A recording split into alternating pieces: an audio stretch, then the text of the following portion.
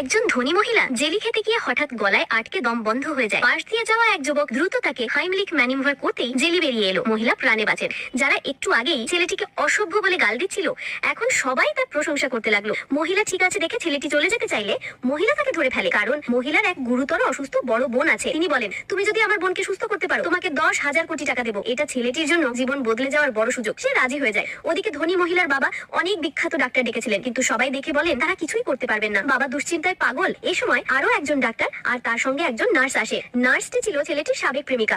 সেই বদমাশ ডাক্তারের কুপরামর্শ শুনে ছেলেটিকে ছেড়ে দিয়েছিল। সেই বদমাশ ডাক্তার দাবি করলো, আমি রোগীকে বাঁচাতে পারবো, তবে শর্ত হলো ওকে আমাকে বিয়ে করতে হবে। অসুস্থ বোন রাগে তাকে গালাগাল করে। রাগের চাপে হঠাৎ অজ্ঞান হয়ে বুকের ধড়ফড় বন্ধ হয়ে যায়। অবস্থা খুবই খারাপ। এখনই বাঁচানো না গেলে সে সত্যিই মারা যাবে। বাবা জানেন মেয়ে এই ডাক্তারটাকে ঘৃণা করে, তবুও বাঁচানোর জন্য অন্য শর্ত দিতে বলেন। ডাক্তার বলে, তাহলে আপনার পুরো সম্পত্তি আমাকে দিতে হবে। বাবা প্রায় রাজি হয়ে যাচ্ছিলেন, ঠিক তখন ধনী মহিলা ছেলেটিকে নিয়ে উপস্থিত। আমি একজন প্রকৃত